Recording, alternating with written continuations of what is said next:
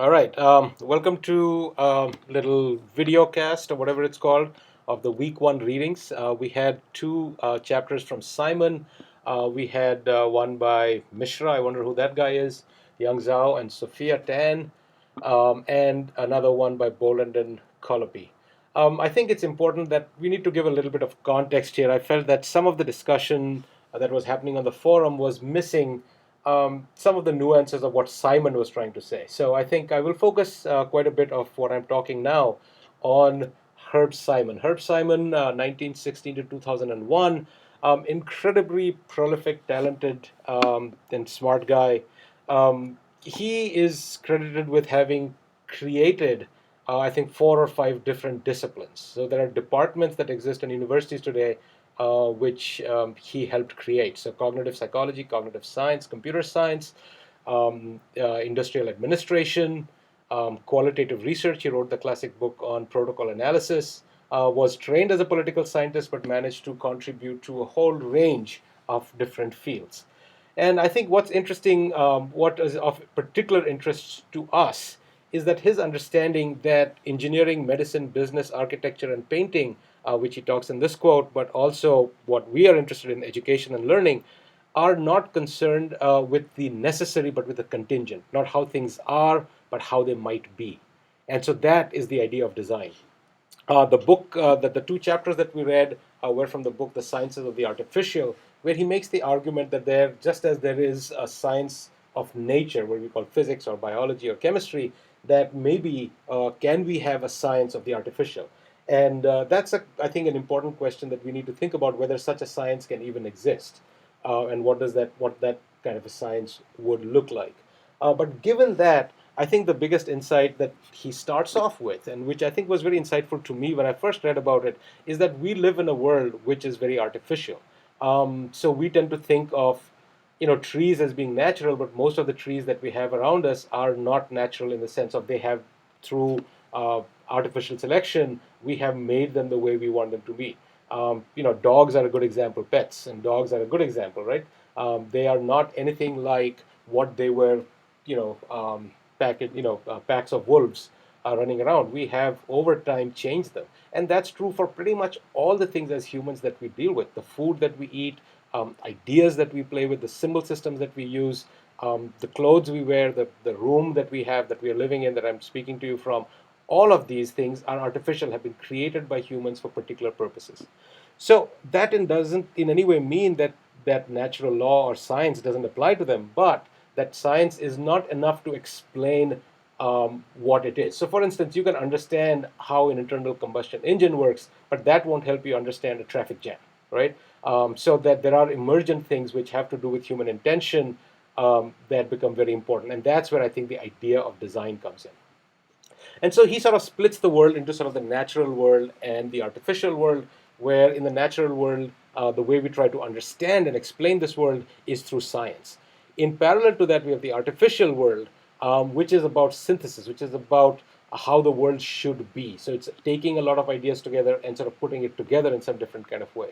So just as science is a body of knowledge about objects or phenomenon in the world, that describe and explain how they behave and interact with each other. So whether it's psychology or physics, the similar way he wonders, and this is sort of his first stab by him in this book to try to set out the outlines of what a science of the artificial could be. So it would be, according to him, a body of knowledge about the artificial, man-made objects and phenomena designed to meet certain goals. So a little bit of a digression into what one would think of as 3 different cultures that we humans, sort of have created, right? So one is the culture of the sciences, the second, the humanities, and the third, one would argue, would be that of design. Now, each culture has ways of transmitting knowledge about the phenomena of study. So sciences do it by writing journal articles and through controlled experiments, through classification, through analysis. The humanities, it's about the human experience. And so in that case, the transmission of knowledge happens through analogy, metaphor, evaluation, and interpretation. In the sciences, there is ways of training people. So, people go to school, people go work in labs, and so on. In the humanities, we do that, through like working in, where you apprentice with somebody, for instance, if you want to learn how to write well and so on and so forth, right? So similarly, we can start thinking of design as a sort of a way of thinking about the world, this artificial world, where modeling, pattern forming, synthesis, and a lot of other things that we will talk about through the semester come into play. And and I think the nice thing here to think about is sort of the values that each of these three cultures has. The sciences value objectivity, rationality, neutrality. There's a concern for truth, that how the world really is, right? Um, then the humanities are subjective. They care about subjectivity, imagination, sort of the personal experience, and there is a concern for justice. When we come to design, I think Simon argues that practicality, ingenuity, or creativity, empathy, concern for appropriateness, usefulness, how things ought to be, come to the forefront. So moving on, like how Simon defines design, he defines design as courses of to devise courses of actions aimed at changing existing situations into preferred ones. So let's look at each of these parts more specifically. So there are four parts there, right? To devise courses of actions, which is the idea of planning, which is aimed at, which points to the idea of teleology or intention, so it's goal driven, of changing existing situations, so that it's not that it's a status quo. You are changing. There is a change in state from previous to pre to post, depending on what the design is, into preferred ones. So again, there is an intended outcome that is being thought through. Now, it's important to note that this does not require that the state actually be preferred when we achieve it, because sometimes we try something and things go haywire, right? But that the intention was to change to a preferred state, and then that issues of evaluation and feedback, of course, come into it. One of the excuse me things to keep in mind when you're thinking about design is that the word design is used in everyday language in many different ways. So we have to be careful how we think about it. So one thing that we confuse designing in the act of doing it, while if you see Simon's definition, it is more around the planning of that action. Second, so we confuse design action with implementing behavior, so executing the design, right? Or we talk about the designed artifact as if that sort of saying like, oh, this is a good design. While I think his thinking of design is much more of the process and planning rather than the final artifact per se. One of the nice things that Simon talks about in this article is about these two worlds of design, and I really want all of you to think a little hard about that, because I think that's a very good insight. And what he says is that design is about sort of the inner and the outer worlds. That design lies at the intersection of the inner outer environment, and in that sense, design is really concerned with the interface. Whether it's a pencil or a door, a computer or a cell phone, a bullock cart or airplane, or some product or process, what going to the bank, or withdrawing money, or it's about registering for classes, that all of those things have this interest and meet at something that's the inner world and something that's the outer world. That might sound abstract, so let's look at something like the pencil. Now, the outer world of the pencil is how it feels in my hand, it's how well it writes, whether the lead breaks off too quickly, how I can sharpen it, what kind of a texture it creates on the paper. But the inner world of the pencil is really about graphite and wood and so on and so forth. And it is at this intersection of those two that design happens, because design has to build on the inner world, but it has to act on the outer world. Okay? And I think so when you think about like designing a lesson plan, so you might have all the cognitive theories of learning, you might have theories of motivation in your mind, you might have the contingent factor of the classroom and so on, but they have to come together in a design where the inner and the outer worlds meet. One of my favorite examples about thinking about inner and outer worlds is sort of distinguishing between what makes sense to a microwave and what makes sense to a human. So, for instance, if I ask this question, which takes less time? Heating a microwave for 1 minute 10 seconds or heating it for 1 minute 11 seconds? Now, if you see it from the machine point of view, it actually doesn't matter. 1 minute 10 seconds will actually be shorter, right? Because it's 1 minute 10 seconds. But from a human point of view, it's much easier to go and boom, boom, boom, press the same key 3 times, because 1 second doesn't matter for us. One more second if the water gets heated, it's okay. It's just easier for us rather than go poke around and search for where the zero is so that we can enter 110. Okay? So I think thinking about how the inner and the outer worlds meet becomes a really important part of thinking about design. So this inner and outer world. So its design is about attaining goals by adapting the inner world to the outer world. And one of the things he talks about is how the outer world can be used to explain the characteristics of the artifact. So, in some sense, you really don't need to know what's going on inside. You have to look at what's outside the clock, for instance, whether it's given the correct time or not, whether it's an atomic clock or it's a clock with a pendulum, at some level is immaterial. Which brings to one of the things that Simon cares about, which I think we care a little less about today, was this idea of simulating design.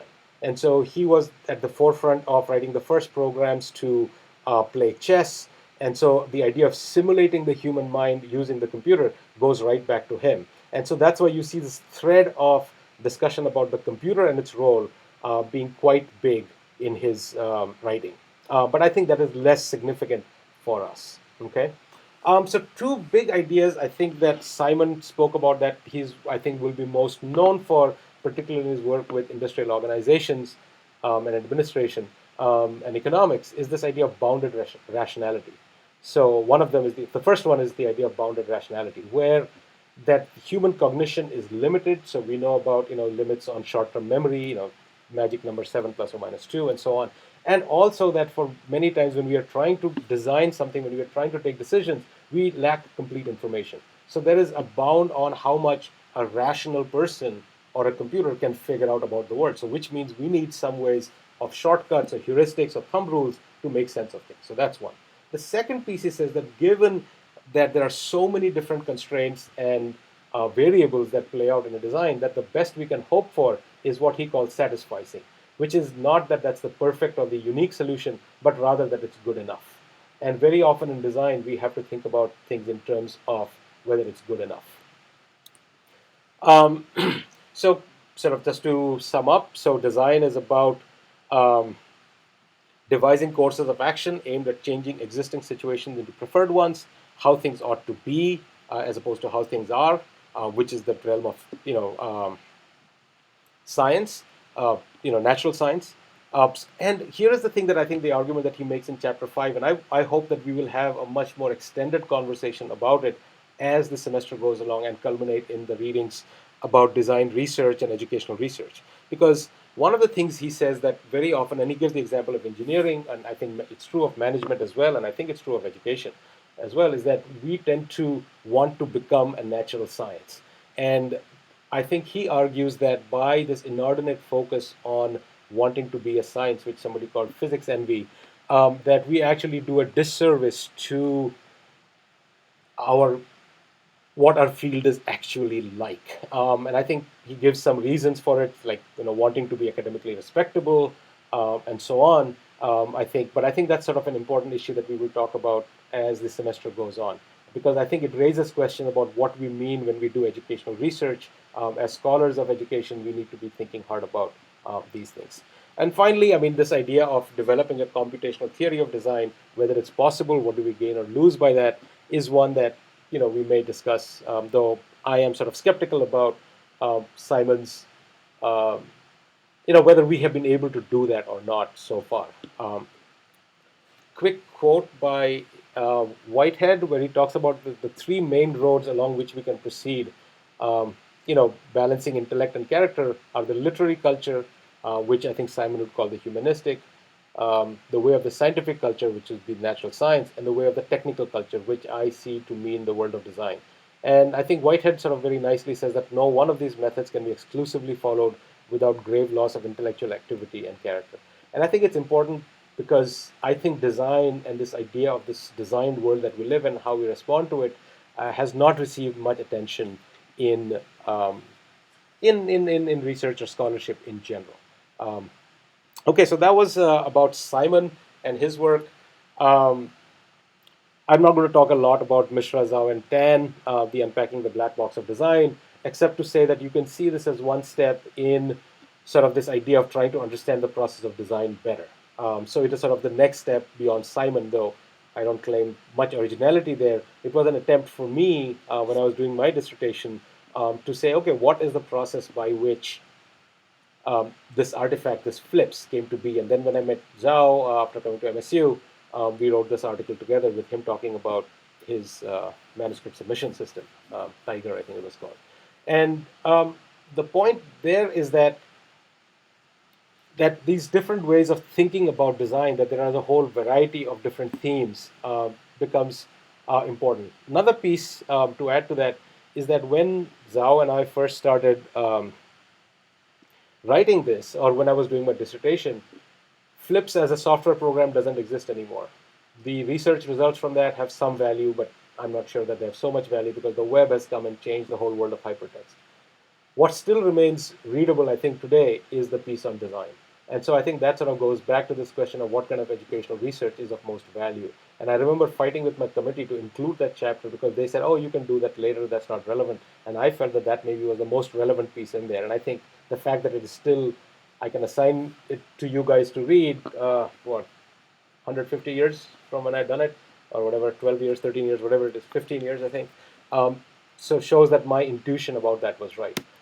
Finally, the Boland and Calopi article about managing his design, this idea of the design attitude versus the decision attitude, I think if you connect that with what Simon talks about in satisficing and bounded rationality, I think you'll make some interesting connections there. They also offer a bunch of themes, which I would like you guys to read a little carefully because they might come in useful for your larger design project that you'll be working on. With that, I want to thank you and have a good one, and we'll see you in class. All right, bye bye.